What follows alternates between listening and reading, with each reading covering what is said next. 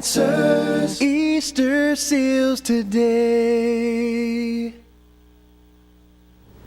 Hi, I'm Carol Galt, and thank you for joining us here on Easter Seals Today.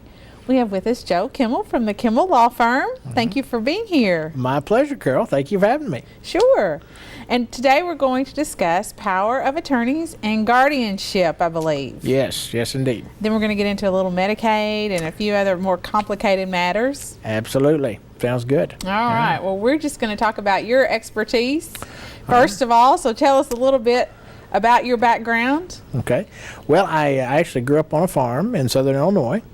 Graduated from University of Illinois as my undergraduate. Went to law school at Arkansas, so got into the SEC, for all you SEC fans, and have been doing this type of planning for about 15 years now. And so we try to focus at the Kimmell Law Firm on estate planning, Medicaid planning, elder law, all of the issues that touch disabled adults, disabled children, all the issues that pertain to trying to leave behind a legacy for the next generation. Well, I know it can get very complicated. There are lots of loopholes and laws, and Indeed. And it can just seem clear as mud sometimes. Yeah. So we're very thankful to have people like you in this world. Oh, my pleasure. But let's just start out with the power of attorney and guardianship, and let's just break it down as simple as it can be for some of us. So Absolutely. What is the power of attorney? What is a power of attorney? Well, when folks think about getting their affairs in order, one of the first things that comes to mind is a will or a trust or those kinds of things we've talked about in the past. But folks oftentimes do not think about, well, what would happen if I didn't die, but I became disabled? I got sick, or I had a stroke, or a bad fall, and all of a sudden I wasn't able to take care of my own affairs. Who could step in and take care of my affairs for me? Well, what a power of attorney allows you to do is, while you're healthy, while you're walking around, you can designate someone to act as your agent, sort of as an unpaid employee, if you will. And in Kentucky, that's very important because the alternative is a guardianship proceeding. And if you wait until someone is completely disabled, if someone's laying in a hospital bed in a coma, obviously they can't sign a valid power of attorney under Kentucky law. If they've just lost all their capacity, then they can't designate that person to act for them. And so we have to fall over toward a guardianship. And so I encourage everyone who is over 18 in Kentucky to think about who they would want to act for them in the event they became incapacitated, and go ahead and designate someone as their power of attorney. Well, and that's something I actually have done, and I know that when I went to get a power of attorney done, the question that was asked was, do you want a general power of attorney or a medical power of attorney, I guess? Absolutely. And can you explain the difference between those? I sure can. Whenever you are designating someone to act as your agent, you can give them as much or as little authority as you want to. For example, let's say that you're having a real estate closing and you are refinancing your house. Oh gosh, but you're going to be out of town. But you want the refinance to go through.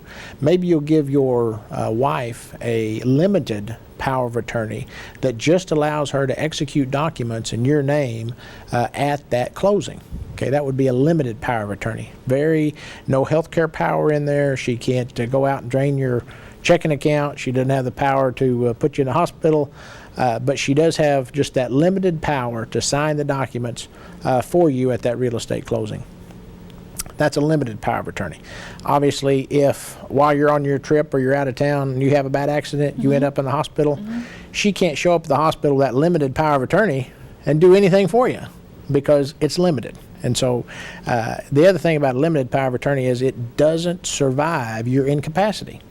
And so at common law, if you made someone your agent, you said, okay, I want you to act for me, I want you to enter into contracts for me.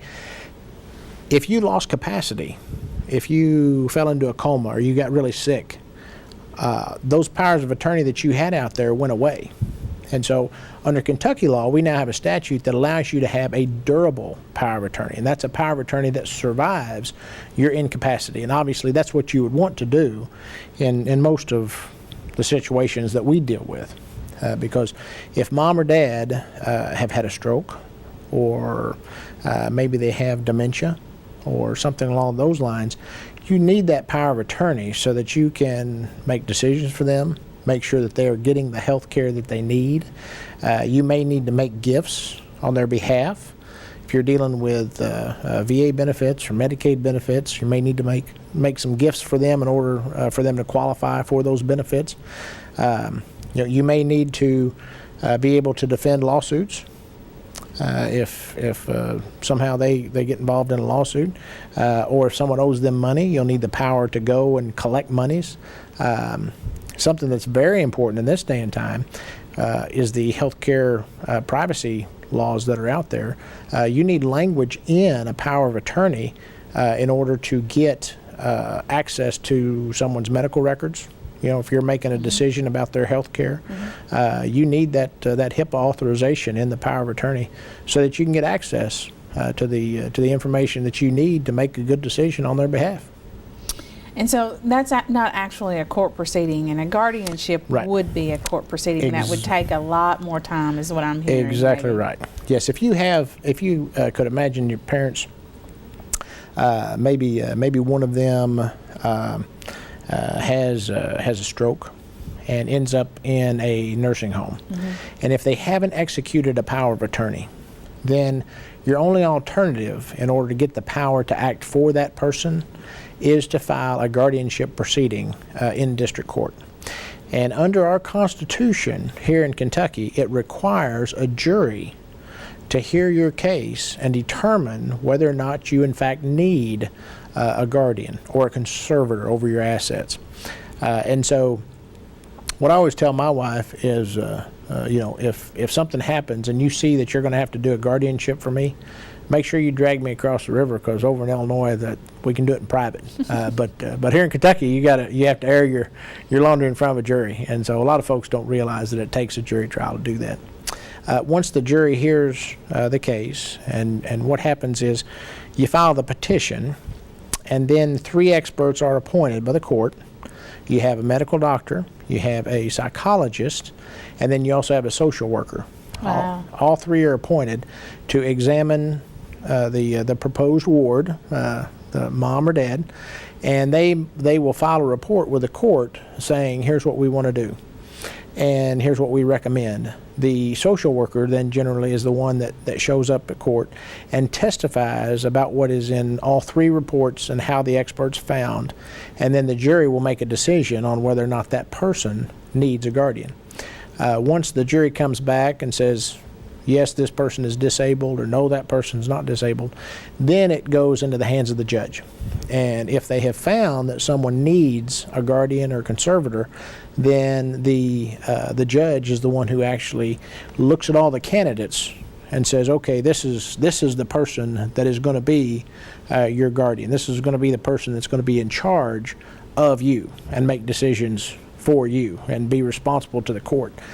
And so the other reason that I try to get folks to think about naming a power of attorney while they can is that's their choice.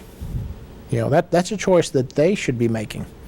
I love our judges to death, but I just soon they not have to be the one that picks the person to be taking care of me. I think that's a selection that I'd like to make, and so it's a power of choice that if you don't make it while you have capacity, then you really lose it.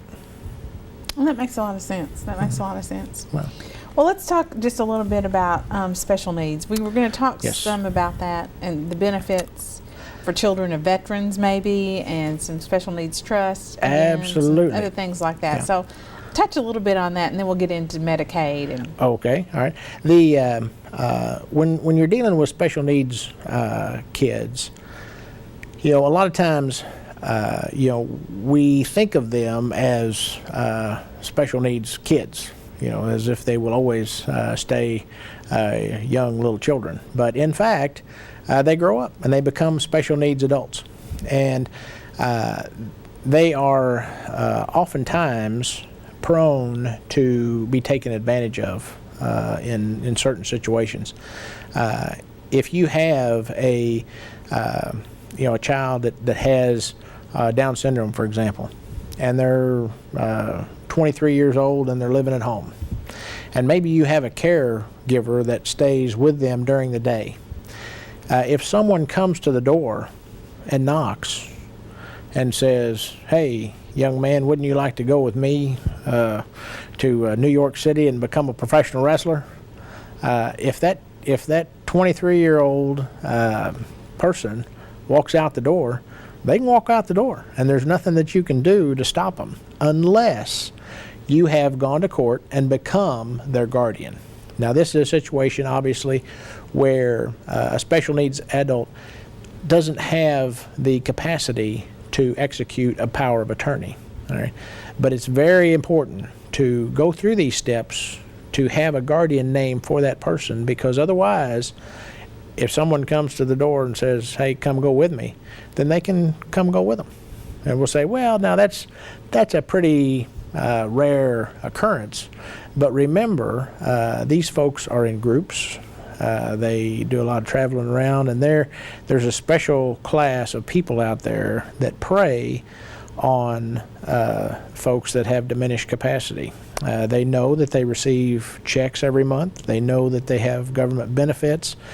And oftentimes, you will see romantic overtures toward these kids with just that in mind, to take advantage of them in that regard. And so, parents need to know that type of person is out there, and in order to protect these adults from their own disability, a guardianship needs to be put in place to stop that from happening. And the special needs trust goes hand in hand with that. If you have someone who is 23 years old and maybe they suffer from Down syndrome or one of these other conditions that our folks at Easter Seals have on a regular basis, if there are monies that those people have direct access to, and someone comes along and says, "Hey, I'd like a loan, of all your money," those folks are very susceptible to, "Oh goodness, well, if I've got it and you need it, well, here you go," and they'll just turn it over, sure, and, yes. and there it goes.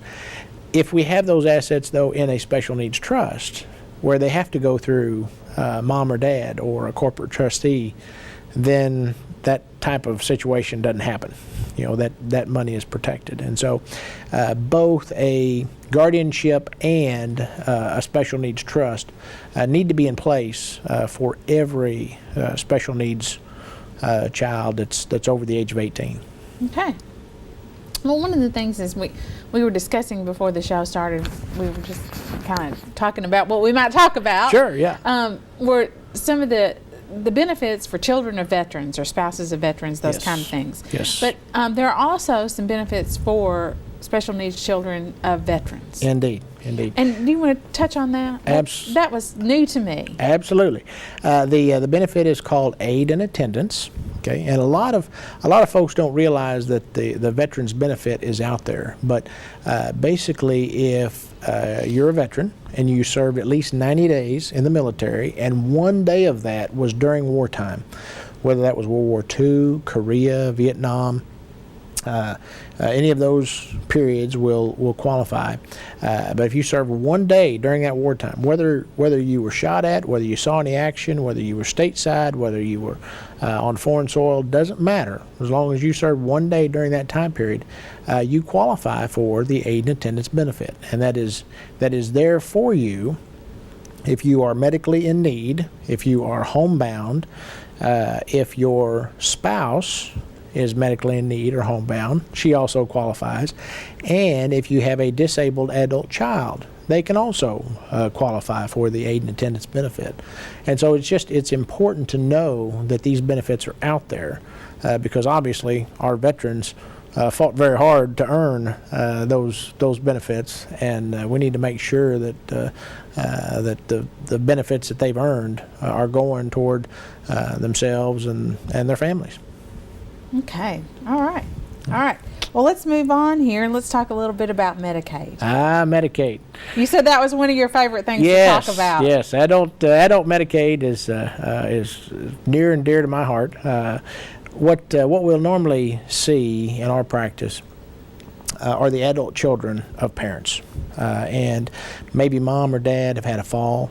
Maybe they've had a bad break, or they've maybe had a stroke or heart attack. Maybe they're facing cancer, and the children are really working hard, at home. They're taking care of their own kids, and now they are providing health care for their parents, and so they've kind of come to be known as the sandwich generation. They're taking care of the ones behind them, and they're taking care of the ones in front of them, and it can be a tremendous load. And navigating the waters of Medicaid eligibility or VA eligibility can really be a daunting task. And so what we try to do is step in and work with the families and try to navigate those waters for them. The biggest change that we've had in Medicaid law recently is the Deficit Reduction Act, which extends the look-back period for 5 years, which basically means this: if mom or dad have given anything away over a 5-year period, then those gifts that they've made are counted against them when it comes time to apply for Medicaid. And that's for the last 5 years. That's for the last 5 years, exactly right. So what it's important to know is that if there is a special needs adult child in the mix, that they've also been trying to take care of, any gifts made to an adult special needs child or disabled adult basically is not counted against mom and dad. And so if you have parents that have been struggling to take care of a special adult child at home, and all of a sudden they themselves need care, one thing they need to keep in mind is if they take all of the assets that are keeping them from qualifying for Medicaid and put those into a trust for their disabled child, there's no look-back period. There's no penalty. They are immediately eligible for Medicaid benefits, and because it's coming to their child in the form of a special needs trust, it's not going to interfere with his benefits that he's receiving. And if someone is out there questioning whether or not they would qualify for Medicaid, I mean, what's the best way for them to figure that out? The best way to work through any situation is to sit down with an elder care attorney, someone that practices in this area, and sit down and look at all of the assets, look at any of the transfers that have been made, and try to figure out, okay, how can we best become eligible for whatever benefits are out there. And obviously job one is identifying the benefits that folks have coming to them. There's family after family that come to see us that don't realize that the VA benefit is out there. Right. And if they've got mom or dad that are struggling to pay for an assisted living, for example, if we introduce them to the VA benefit and all of a sudden they've got an extra maybe $2,000 coming in for mom and dad, that helps them bridge that gap. And all of a sudden, the ends that weren't meeting are now meeting, and our veteran and his family are being taken care of, and that's a neat thing to get to do. The other thing that folks don't realize is if they go to the VA and they sit down with them, the VA will look at their assets and they will tell them yes or no on whether or not they're eligible. What they won't tell them is that there is such a thing as a VA Asset Protection Trust out there that the VA allows you to use, and you can take the assets that are keeping you from being eligible for those benefits and place those in the VA Asset Protection Trust, and all of a sudden you're eligible. Because unlike the Medicaid 5-year look back, the VA has no look back period. And so that's a wonderful benefit that is available to our veterans that they need to know they've earned, and we should make available for them. That is a wonderful thing. Yeah. Yeah. Okay, so we're winding down here on our time in just a few minutes. All right. So let's talk about where we should keep our legal documents. Yes. And what legal documents should we have? I mean, just to kind of run down what that household inventory would be. What would be a good rule of thumb? Yep. Everybody's situation is different, but generally speaking, there's going to be a trust or a will, or there could be both. Now, wills and trusts should be kept in some protected place. If you have a safe on the premises that is really and truly fireproof and really and truly inaccessible by other family members, then you can store your documents at home. Now, that's a pretty rare occurrence, but generally a lockbox at a bank is a good place to keep original wills and original trusts, or in your attorney's safe. But someplace where they can't be found and hidden or found and modified. Just a real quick story. We had a client one time that didn't have any children, but she had nieces and nephews. And the nephew came to her house and found her dead in the floor, and stepped over her and got into her freezer where she had kept her trust and her will. When he read the trust and the will, he didn't like the way that he was treated, and he was pretty smart. He figured out that it would be better if she had passed away without a will or a trust. And so all of a sudden, those two documents went missing. Well, the family had been told that she had a will and a trust, and they found her attorney, and they got a copy of the document in front of the court. And after about 3 years of litigation, we got that thing turned around. But it would have been much better if she had secured those documents someplace where they weren't subject to this guy's malfeasance. But anyway, so those two documents you want secured. Now, a will is very different from a living will. If you have a living will or a power of attorney, pardon me, or a guardianship order, those are documents that are meant to be used while you are alive. So those documents need to be someplace where they can be gotten to in a hurry. Another quick story, my wife's grandmother, we did her power of attorney, named my father-in-law as her power of attorney, and while they were visiting with us, Grandma had a fall. And so we were at the ER at 4 o'clock in the morning, and I turned to my father-in-law and said, "Where's that power of attorney?" He said, "Oh, I left it at home. I know you told me to keep it with me." Well, I ran down to the office. I got the power of attorney, and so there we are at Lourdes at 4:30 in the morning with this power of attorney. But that allowed my father-in-law then to act on her behalf and talk to the doctors and those kinds of things. So just ask yourself, when it comes to those types of documents, how can I get to them at 4 o'clock in the morning when I'm at the ER? Okay. I have clients now that keep copies of their powers of attorney on their smartphones, and so if they're in an ER somewhere, they can email them to the nurses station. They can print them off, and boom, right there they are. And so in today's world, there's no excuse for not having them close in hand.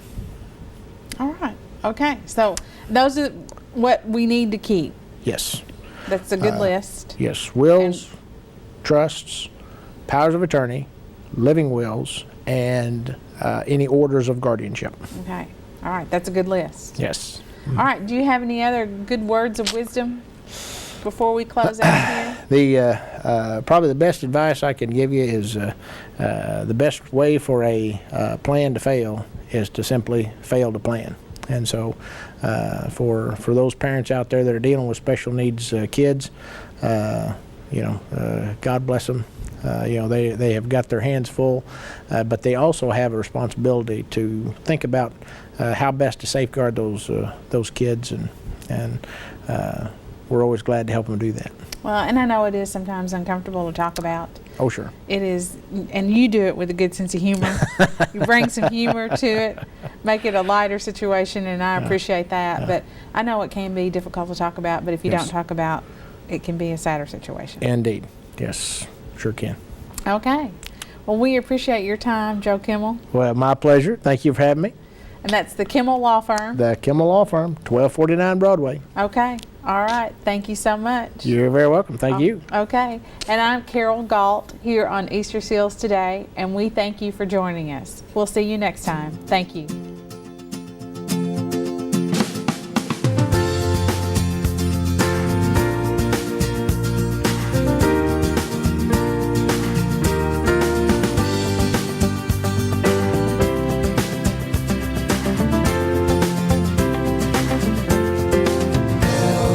Open answers. Easter seals today.